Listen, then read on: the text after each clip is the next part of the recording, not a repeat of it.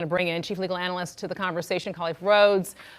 This is just disturbing. Oh, it's so just repulsive if you can imagine that in your food. But we know that the mom is considering taking legal action. What kind of recourse does she even have? Well, I looked at her follow-up videos because the first one had 8.7 million, views. Right. Instantly, it went viral. And so then she did a follow-up where she was, responding to other comments. And in that response, she said most people were saying seek legal fees, seek legal attorney fees, talk to an attorney. And most of it is for a couple of things. Her daughter will have to get medical tests every month for about a year is what the doctors have told her. So that's the first cause. And then you can see she's laying the foundation. I mean, I'm just looking at the comments that she's saying for some type of emotional, negligent infliction of emotional distress, basically because they've caused her daughter some type of stress that was not intentional, that she's seeking harm. So those are the two claims that I can see. If she's talking to an attorney or she has already talked to an attorney, that's what I would advise her to do, because to be able to do that, you have to point it to a physical harm. So it's not just that you've now had this emotional trauma, but the emotional trauma has now created some physical trauma as well. And so she talked about how her daughter now is refusing to eat. Anytime she sees food, she doesn't want to look at it. She doesn't want to take it because she thinks blood's in there,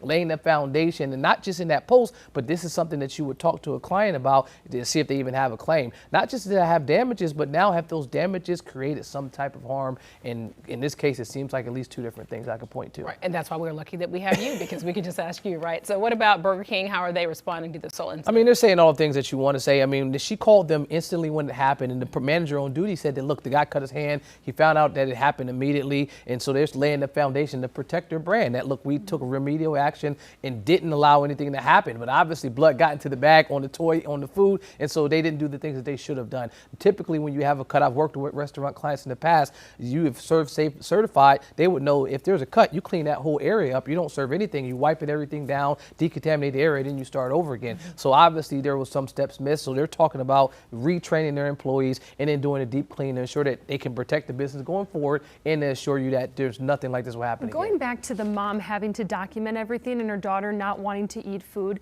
do you think there's any part that Burger King will try to say this is the mom who's making the child feel that way, or how difficult would that even be to prove? Defense, that's what the argument that I would do if I represented Burger King. But on the other side, and I have clients that come to me and say, you know what, I'm having nightmares because of an accident I'm in. I've dealing with trauma for the situation that I went through. And I've always tell them the same thing I'll say in this situation. It can't just be the nightmares. Now you have to go seek treatment. There has to be something that triggered after this, just an emotional response. What more harm are that you then cause? For sure. So this will be unpacked, but settlement for sure. But very concerning though, because I mean, how many times have you cut yourself and you don't realize that you cut yourself, and you're like, a lot of blood. oh my goodness. Don't cut yourself over my food. Right. But then when you look at that, the bag, you can be able to see all of that. It's like, how did you not know that so much? All right. Thanks, Khalif.